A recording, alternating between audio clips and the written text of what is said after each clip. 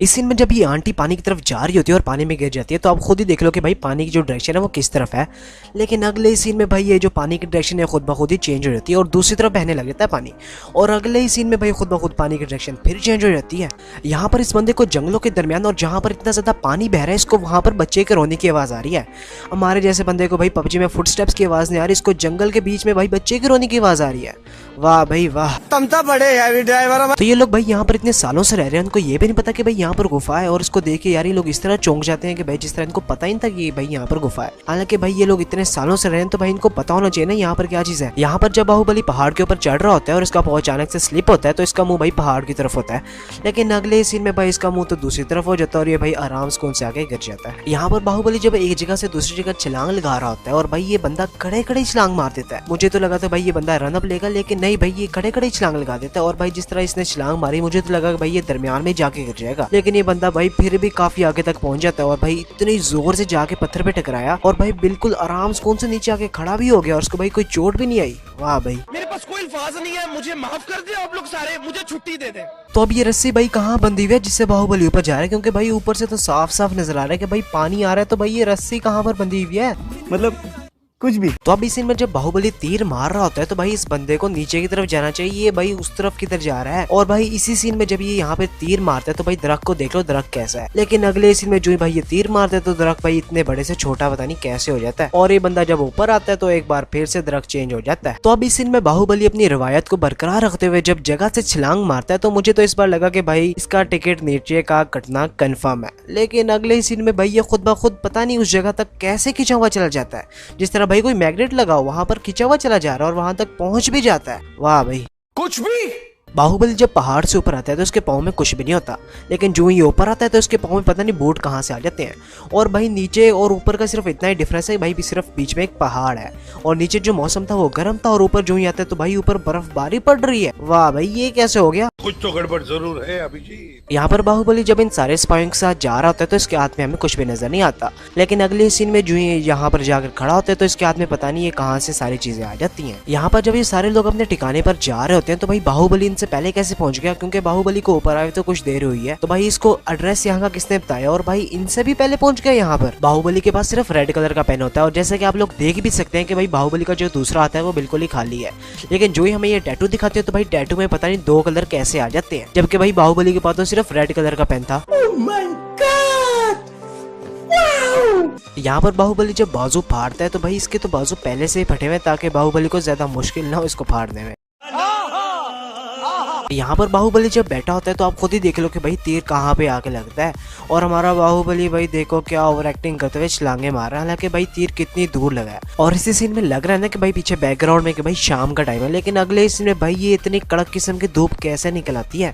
यहाँ पर बाहुबली को गिन के 5 बंदे मारने आ रहे हैं, लेकिन जो ही बाहुबली इस घोड़े वाले बंदे को गिरा के मारता है तो बाकी जो 4 लोग होते हैं वो पता नहीं कहाँ गायब हो जाते हैं। यहाँ पर मौसम बिल्कुल ही क्लियर होता है, लेकिन पता नहीं भाई ये बिजली कहाँ से गिर जाती है इस दरख्त पर। और भाई ये सीन में एक्सप्लेन नहीं कर सकता, आप खुद ही समझ जाओ कि भाई आम इंसान इस तरह की छलांग किस तरह मार सकता है। इस सीन में जब ये स्टैचू गिर रहा होता है तो बाहुबली आकर इस रस्सी को पकड़ लेते हैं और ये जो सारा स्टैचू है ये पता नहीं कैसे रुक जाता है गिरने से, जबकि भाई बाहुबली ने जो रस्सी पकड़ी थी वो तो सिर्फ एक थी, तो भाई ये सारी की सारी रस्सियां खुद ब खुद कैसे टाइट हो गई। और भाई जब ये बाहुबली इस रस्सी को खींच रहा है तो भाई बीच में से तो जो रस्सी है वो बिल्कुल ही टाइट नहीं हुई, मतलब कि बिल्कुल ही ढीली है। तो भाई जोर कैसे लगा रहा है, जब रस्सी बिल्कुल ढीली है तो जोर कैसे लग रहा है। क्या बात है जी, एक्टिंग की बादशाह कसम से। यहाँ पर जब ये बंदा कटप्पा के ऊपर कोयले फेंकता है तो भाई कोयले जो होते हैं वो नीचे हमें एक भी कोयला नजर नहीं आता, पता नहीं सारे के सारे कोयले पता नहीं कहाँ गायब हो जाते हैं। इस सीन में ये जो बलाल देव के पास मशीन है पता नहीं भाई ये कैसे घूम रही है, क्योंकि भाई पहले जमाने में ना तो बिजली थी और ना ही कोई बैटरी जिससे भाई इतना तेज से कटर घूम सके, तो भाई ये फिर ऐसे कैसे चल रही है मशीन। और यहाँ पर जब बलाल देव सारे लोगों को मार रहा होता है तो भाई ये लोग ऐसे रिएक्शन दे रहे हैं कि जैसे इन लोगों को सारा कुछ नजर आ रहा है, हालांकि भाई ये लोग इतने दूर खड़े हैं कि भाई इनको पता भी नहीं होगा कि भाई यहाँ पर क्या सीन हो रहा है।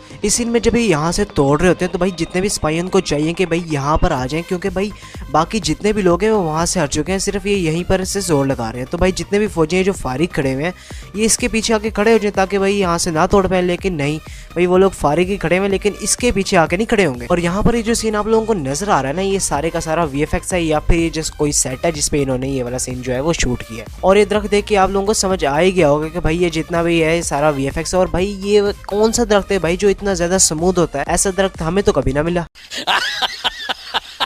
यहाँ पर अवंतिका सिर्फ अपना हाथ पानी में डाल रही है, लेकिन जो ही पानी के अंदर कैमरा जाता है तो आप खुद ही देख लो कि भाई इसका पूरा बाजू में के पानी के अंदर नजर आ रहा है। और फिर जब कैमरा चेंज होता है फिर भी हाथ ही होता है पानी में। तो अब इस सीन में जब बाहुबली आता है तो उसके हाथ में कुछ भी नहीं होता। चलो मान लेते हैं कि भाई इसके हाथ में कहीं ना कहीं से पेंसिल आ जाती है या पेन आ जाता है, लेकिन भाई पेन में तो एक कलर की इंक होती है ना। तो भाई ये जो टैटू बना रहा है ये 2 कलर का कैसे बना रहा है? मतलब कुछ भी। बाहुबली इन 2 पत्थरों से लोगों को इस तरह उठा उठा के मारा कि भाई जिस तरह इसके हाथ में कोई पत्थर ना हो, इसके हाथ में बैट और आगे वाले बॉल और ये छक्के मार रहा हो, और छक्के भी सारे बाउंड्री के बाहर। मस्त जोक मारा रे, ये हंस रहे हलकट। यहाँ पर बाहुबली के आगे कोई चीज भी नहीं होती, लेकिन जो ही बाहुबली थोड़ा सा आगे जाते हैं तो भाई ये वाला पत्थर पता नहीं कहाँ से आ जाता है। यहाँ पर बाहुबली जब ये पत्थर फेंकते हैं तो ये रस्सी भी इसके साथ फेंक देता है, लेकिन अगले सीन में भाई ये रस्सी तो इस पत्थर से गायब हो जाती है। इस सीन में जब बलाल देव इस बैल के साथ जोर लगा रहा होता है तो ये चीज नीचे गिर जाती है, लेकिन अगले सीन में भाई वो चीज वहाँ से पता नहीं कहाँ गायब हो जाती है। तो अभी सीन में जब कटप्पा को बैल उठाकर उस तरफ फेंकता है तो भाई उस तरफ कोई भी चीज नहीं पड़ी हुई, लेकिन अगले सीन में भाई ये चीज पता नहीं कहाँ से आ जाती है। तो अभी सीन में जब बाहुबली यहाँ से गुजरता है तो सिर्फ इसके टायरों को आग लगती है, जबकि बाहुबली ने जो कपड़े पहने हैं वो ज्यादा जल्दी जल जाने चाहिए, क्योंकि भाई जो कपड़े हैं वो लकड़ी से ज्यादा जल्दी जलते हैं। तो भाई लकड़ी को नहीं जलना चाहिए था, यहाँ पर बाहुबली के कपड़ों को पहले जलना चाहिए था। यहाँ पर बाहुबली के पत्थर सिर्फ चंद मटकों को लगते हैं, लेकिन अगले सीन में भाई हमें दिखाया जाता है कि भाई सारे मटकों से पानी पता नहीं कैसे बाहर आ रहा है, क्योंकि भाई सिर्फ चंद ही पत्थर फेंके थे, तो जिनको पत्थर लगे सिर्फ उनमें से पानी बाहर आना चाहिए था, ना कि भाई सारों में से। कुछ तो गड़बड़ जरूर है अभिजीत। इस सीन में जब ये बंदा यहाँ पर आता है तो इसके आगे हमें बहुत ज्यादा पत्थर दिखाई देते हैं, लेकिन अगले सीन में जो ये बंदा थोड़ा सा पीछे होता है तो सारे के सारे पत्थर पता नहीं कहाँ गायब हो जाते हैं, और उससे अगले सीन में ये पत्थर पता नहीं दोबारा से कैसे आ जाते हैं, और उनमें से फिर कुछ गायब हो जाते हैं और ये बाकी 2-4 पत्थर रह जाते हैं। और जब बाहुबली यहाँ पे इस रस्सी फेंक रहा होता है तो आप खुद देख लो कि भाई एज पे कोई भी पत्थर नहीं होता जिससे रस्सी रुक सके, लेकिन अगले सीन में जो ही बाहुबली छलांग मारता है और रस्सी जो नीचे जाती है तो भाई ये वाला पत्थर पता नहीं कैसे आ जाता है। तो आज के लिए बस इतना ही। अगर आप लोगों को ये वाली वीडियो अच्छी लगी तो वीडियो को लाइक जरूर कर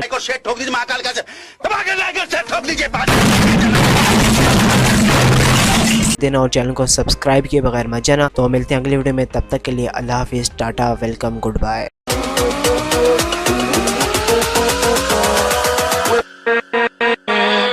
With